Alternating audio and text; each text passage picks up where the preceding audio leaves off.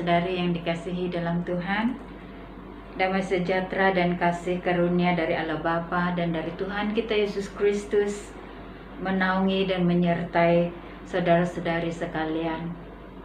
Mari kita berdoa. Bapa, terima kasih karena Engkau memberi kami sekali lagi suatu kesempatan untuk dapat bersama-sama belajar daripada sabda firman-Mu. Tolong hamba-Mu ini untuk dapat menghurai kebenaran firman-Mu, sehingga ianya akan menjadi suatu yang akan menguatkan kami dalam iman percaya kami dan mendorong kami untuk senantiasa maju di dalam kami mengikuti Engkau. Terima kasih Bapa, kami serahkan semuanya ini ke dalam tangan-Mu. Untuk kemuliaan dan kebesaran nama-Mu kami telah berdoa. Amin. Saudara-saudari yang saya kasihi, satu harapan dan doa kami buat jemaat-jemaat Tuhan yang kami layani adalah agar semua akan tetap berada dalam kesehatan dan kekuatan yang baik dan akan terus bertumbuh di dalam iman percaya kita masing-masing. Beberapa bulan terakhir ini saya lebih banyak berkampung di dalam kitab Zabur. Kitab-kitab Zabur ini adalah seperti kitab Ayub, kitab Amsal, kitab Kidung Agung, Ratapan, dan khususnya kitab Mazmur. Ini adalah karena kitab-kitab ini memberi suara atau kata-kata kepada perasaan saya, dan saya rasa kepada perasaan kita semua, kepada penderitaan kita, kepada kepenatan kita, sukacita kita, tangisan kita, ketakutan kita, kemenangan kita, keluhan kita. Pendek kata, kata-kata Mazmur ini memberi suara kepada apa yang kita rasakan, memberi suara kepada semua perasaan yang kita rasakan. Nah, satu hal yang menarik dengan kitab Mazmur dalam Alkitab adalah tidak kira di mana Mazmur dimulakan, hampir semuanya akan berakhir dengan penyembahan, dengan pujian, dengan kesyukuran, dan dengan doa kebergantungan sang pemazmur kepada Tuhan. Pada hari ini saya mengajak kita semua untuk belajar daripada Mazmur 19. C.S. Lewis merujuk kepada Mazmur 19 ini sebagai puisi terhebat dalam kitab Mazmur dan salah satu lirik terhebat dalam dunia. Mari kita membaca dari kitab Mazmur 19. Kitab Mazmur 19 dengan garis besar. Kemuliaan Tuhan dalam pekerjaan tangannya dan dalam Tauratnya. Untuk pemimpin biduan, Mazmur Daud. Langit menceritakan kemuliaan Allah dan cakrawala memberitakan pekerjaan tangannya. Hari meneruskan berita itu kepada hari dan malam menyampaikan pengetahuan itu kepada malam. Tidak ada berita dan tidak ada kata, suara mereka tidak terdengar, tetapi gema mereka terpancar ke seluruh dunia dan perkataan mereka sampai ke ujung bumi. Ia memasang kemah di langit untuk matahari, yang keluar bagaikan pengantin laki-laki, yang keluar dari kamarnya, girang bagaikan pahlawan, hendak melakukan perjalanan. Dari ujung langit ia terbit, ia beredar sampai ke ujung yang lain. Tidak ada yang terlindung dari panas sinarnya. Taurat Tuhan itu sempurna, menyegarkan jiwa. Peraturan Tuhan itu teguh, memberikan hikmat kepada orang yang tidak berpengalaman. Titah Tuhan itu tepat, menyukakan hati. Perintah Tuhan itu murni, membuat mata bercahaya. Takut akan Tuhan itu suci, tetap ada untuk selamanya. Hukum-hukum Tuhan itu benar, adil semuanya. Lebih indah daripada emas, bahkan daripada banyak emas tua. dan lebih manis daripada madu, bahkan daripada madu tetesan dari sarang lebah. Lagi pula, hamba-Mu diperingatkan oleh semuanya itu, dan orang yang berpegang padanya mendapat upah yang besar. Siapakah yang dapat mengetahui kesesatan? Bebaskanlah aku dari apa yang tidak kusedari. Lindungilah hamba-Mu juga terhadap orang yang kurang ajar. Janganlah mereka menguasai aku, maka aku menjadi tak bercela dan bebas dari pelanggaran besar. Mudah-mudahan Engkau berkenan akan ucapan mulutku dan renungan hatiku, ya Tuhan, gunung batuku dan penebusku. Mazmur 19 ini saudara-saudari boleh kita bahagikan ke dalam 3 bahagian. Dari ayat pertama hingga kepada ayat yang yang ke-7, di situ merupakan pernyataan Allah dalam ciptaannya, di mana Allah menyatakan kemuliaannya melalui ataupun dalam ciptaannya. Allah menyatakan dirinya dan kemuliaannya melalui alam semesta, melalui cakrawala yang diciptakannya. Ayat-ayat ini mengajar kita bahwa Allah sedang berbicara kepada umatnya, kepada umat manusia, melalui alam semesta, melalui cakrawala. Daripada ayat yang keempat tadi, mengatakan, tidak ada berita dan tidak ada kata. Suara mereka tidak terdengar, tetapi gema mereka terpancar ke seluruh dunia dan perkataan mereka sampai ke ujung bumi. Melalui alam semesta, Allah mengajar kita tentang kemuliaannya, tentang keagungannya. Pemazmur memilih cakrawala sebagai suara karya tangan Tuhan, pekerjaan tangan Tuhan. Cakrawala mengajar kita tentang keindahan dan keteraturan Tuhan. Kalau kita membaca daripada ayat yang ketiga di situ, mengatakan bahwa setiap hari yang kita lalui adalah saksi setia akan kebesaran dan akan kasih setia Tuhan. Siang hari membuat kita dapat melihat keajaiban tertentu, dan malam dengan keajaiban lain. Nah, daripada ayat yang ke-5c hingga kepada ayat yang ke-7 pula, pemazmur menyeru perhatian khusus kepada matahari yang mengajar kita tentang keagungan Tuhan, tentang mahakarya Tuhan. Matahari mengajar kita bahwa Allah lah pemberi kehidupan. Matahari dipandang sebagai sumber dunia dan faktor penopang kehidupan. Matahari adalah ciptaan Tuhan yang menopang segala kehidupan yang lain. Tanpa matahari, segala sesuatu akan mati. Saudara-saudari, dimanapun kita berada, jika kita memandang kepada cakrawala, jika kita memandang kepada ciptaan Tuhan, Ia akan menyatakan kemuliaan Tuhan, akan menyatakan kebesaran Tuhan, akan menyatakan keteraturan Tuhan, akan menyatakan kuasa Tuhan, mahakarya Tuhan, dan keajaiban Tuhan.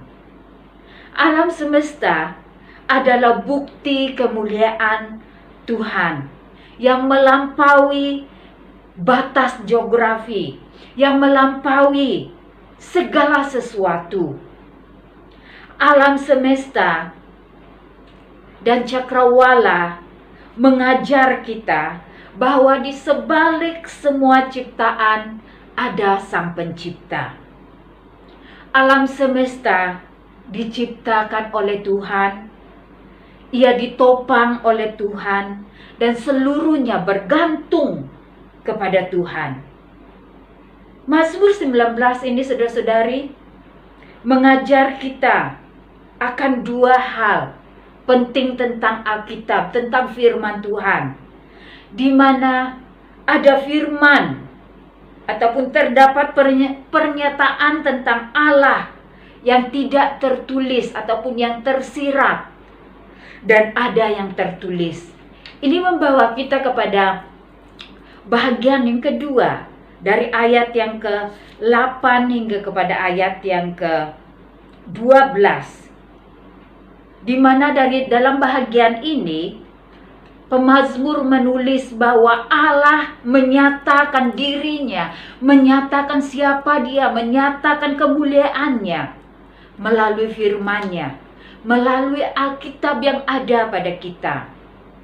Dalam ayat yang ke-8, peralihan yang dibuat dari pernyataan Allah dalam alam semesta kepada pernyataan Allah dalam Alkitab, dalam apa yang tertulis.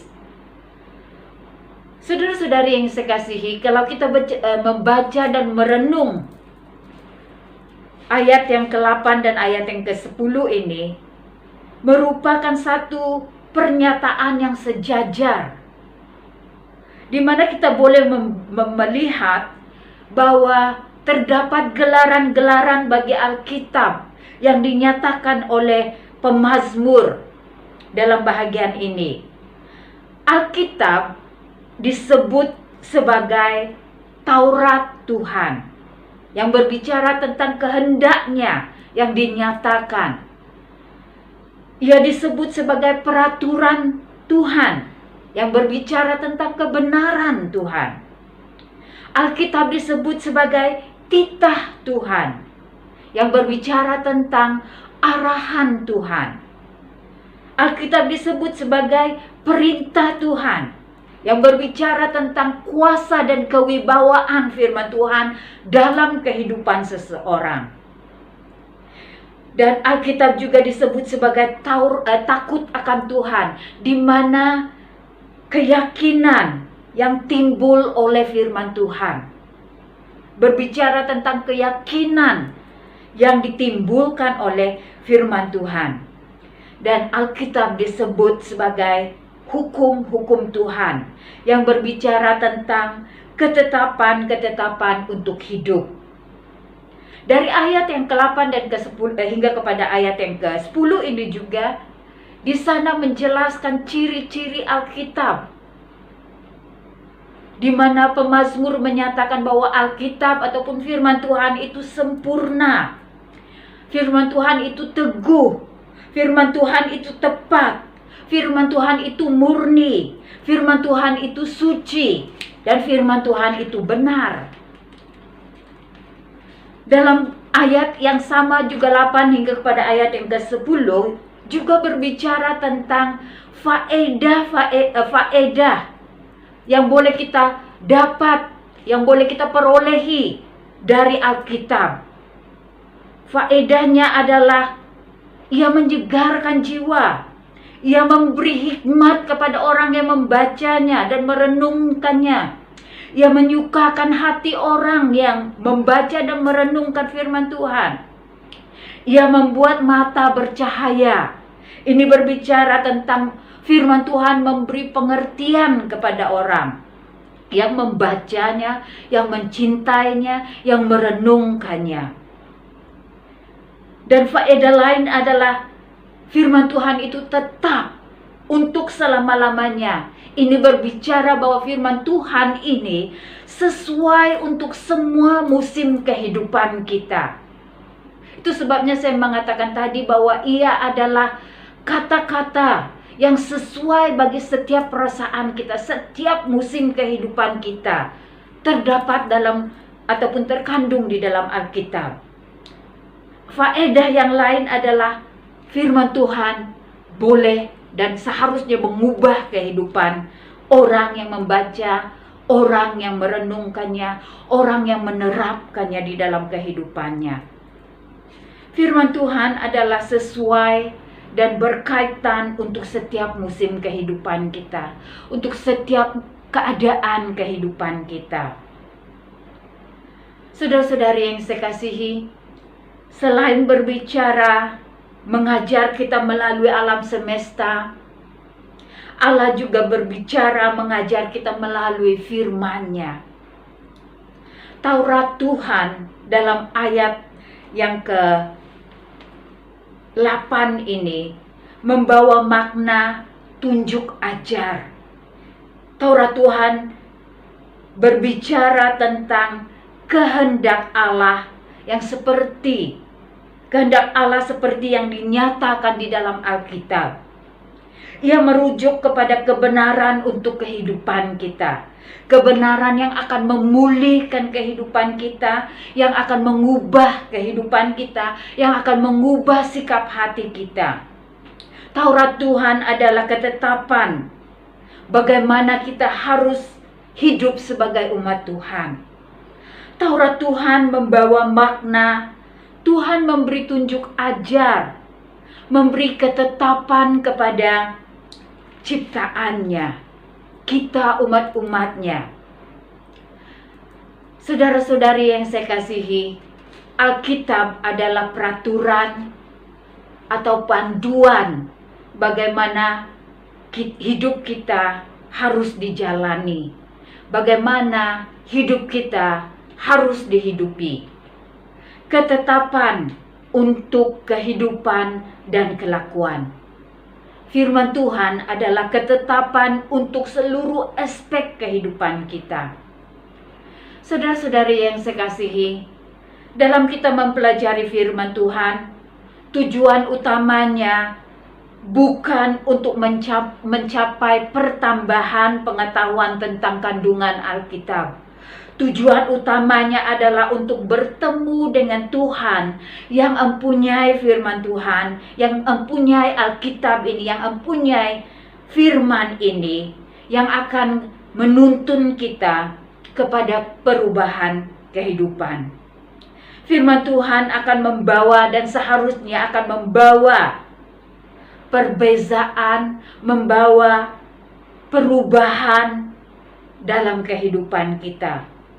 Firman Tuhan, apabila ianya direnungkan dan diterapkan di dalam kehidupan kita, akan mengubah kita menjadi semakin serupa dengan Tuhan kita Yesus Kristus.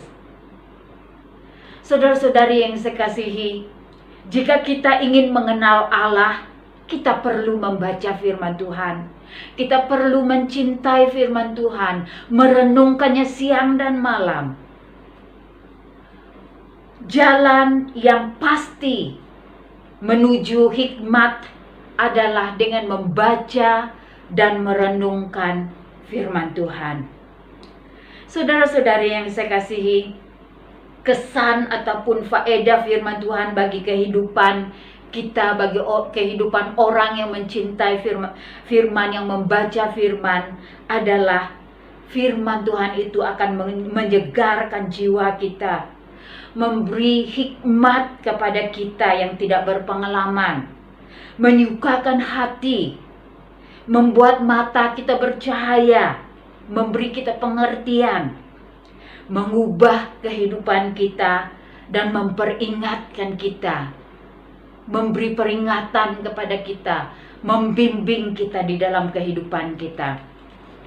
Nah, saudara-saudari yang saya kasihi, Tuhan mengajar kita firman-Nya, dari firman-Nya, pelajaran yang sesuai dengan keperluan kita, yang mendatangkan faedah kepada kita. Mari membaca daripada Yesaya 48 ayat yang ke-17 mengatakan, "Beginilah firman Tuhan penebusmu yang Maha Kudus Allah Israel. Akulah Tuhan Allahmu," perhatikan ayat yang seterusnya, "yang mengajar engkau tentang apa yang memberi faedah, yang menuntun engkau di jalan yang harus kau tempuhi." Saudara-saudari, sekali lagi saya ingin memperingatkan kita bahwa Tuhan mengajar kita daripada firman-Nya pelajaran yang sesuai dengan keperluan kita, yang mendatangkan faedah kepada kita. Jika kita inginkan keselamatan, datang kepada firman Tuhan. Jika kita inginkan hikmat, datang kepada firman Tuhan. Jika kita ingin kekuatan dalam menjalani kehidupan ini, datang kepada firman Tuhan. Jika kita ingin penghiburan, datang kepada firman Tuhan. Jika kita ingin kelepasan daripada kekhawatiran, daripada ketakutan, daripada tekanan, datang kepada firman Tuhan. Pendek kata, firman Tuhan memberi kita kehidupan yang sejati. Firman Tuhan juga melindungi kita. Mari membaca dari Mazmur 119 ayat yang ke-9 hingga kepada ayat yang ke-11 mengatakan, dengan apakah seorang muda mempertahankan kelakuannya bersih? Dengan menjaganya sesuai dengan firman Tuhan. Dengan segenap hati aku mencari Engkau, janganlah biarkan aku menyimpang dari perintah-perintah-Mu. Dalam hatiku, aku menyimpan janji-Mu ataupun aku menyimpan firman-Mu, supaya aku jangan berdosa terhadap Engkau. Saudara-saudari yang saya kasihi, firman Tuhan boleh menjaga kita, melindungi kita daripada jatuh ke dalam pencobaan, jatuh ke dalam dosa. Jika demikian halnya saudara-saudari, faedah-faedah daripada firman Tuhan itu hanya beberapa saja yang saya dinyatakan. Kalau kita mau mengetahui faedahnya yang lain, baca Mazmur 119. Di situ banyak berbicara tentang firman Tuhan. Faedah firman Tuhan itu bagi kita. Nah, saudara yang saya kasihi, dalam ayat yang ke-11, dari ayat yang ke-11, pemazmur daripada Mazmur 19, pemazmur mengatakan bahwa firman Tuhan itu adalah harta terbesar yang kita miliki. Setiap umat Kristen yang memiliki Alkitab, yang memiliki firman Tuhan, dia memiliki harta yang terbesar. Harta terbesar. Ayat yang ke-11 mengatakan bahwa firman Tuhan itu adalah lebih indah daripada emas, bahkan daripada banyak emas tua. Emas di sini berbicara tentang harta. Dan jika kita memiliki firman Tuhan di dalam kehidupan kita, saudara-saudari, kita memiliki harta terbesar. Dan firman Tuhan mendatangkan kepuasan sejati dalam kehidupan kita. Manis berbicara tentang kepuasan. Pemazmur mengatakan bahwa firman Tuhan itu adalah lebih manis daripada madu, bahkan daripada madu tetesan dari sarang lebah. Dan firman Tuhan itu, kata pemazmur, adalah paduan bagi kehidupan yang baik, bagi kehidupan yang benar, bagi kehidupan yang memuliakan Tuhan. Di penghujung ayat itu mengatakan, ayat yang ke-11, ayat yang ke-12, lagi pula hamba-Mu diperingatkan oleh semuanya, dan orang yang berpegang kepadanya, yaitu firman Tuhan, akan mendapat upah yang besar. Saudara-saudari yang saya kasihi, doktrin Alkitab adalah apa yang harus kita imani. Nasihat dan petunjuk Alkitab adalah apa yang harus kita lakukan. Amaran Alkitab dari Alkitab adalah apa yang harus kita jauhi, apa yang harus kita elakkan. Dan janji-janji Alkitab adalah apa yang harus kita harapkan. Dari ayat yang ke-11, ayat yang 13 hingga kepada ayat yang ke-15 merupakan bahagian ketiga daripada pembahagian Mazmur 19 ini, yang merupakan respon kita. Respon kita tentang kenyataan Allah yang dinyatakan melalui alam semesta, yang dinyatakan melalui Alkitab.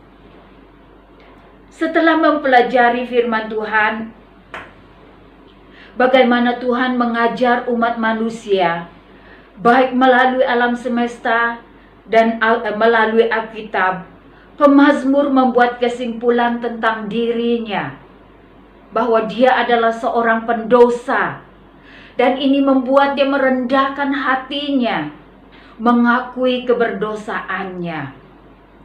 Saudara-saudari yang saya kasihi, orang yang berhenti mengakui dosa adalah orang yang berhenti dalam pertumbuhan imannya.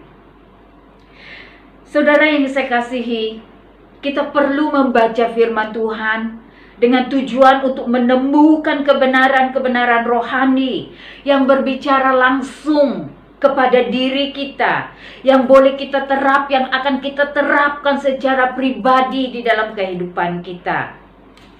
Jangan pernah membaca firman Tuhan seperti seorang pemerhati yang terpisah, atau sebagai seorang murid yang hanya ingin mengetahui kandungan Alkitab. Tetapi pandanglah dan anggaplah firman Tuhan ini sebagai cermin, di mana dengan pertolongan Tuhan kita melihat siapa kita yang sesungguhnya dan siapa kita yang seharusnya menjadi.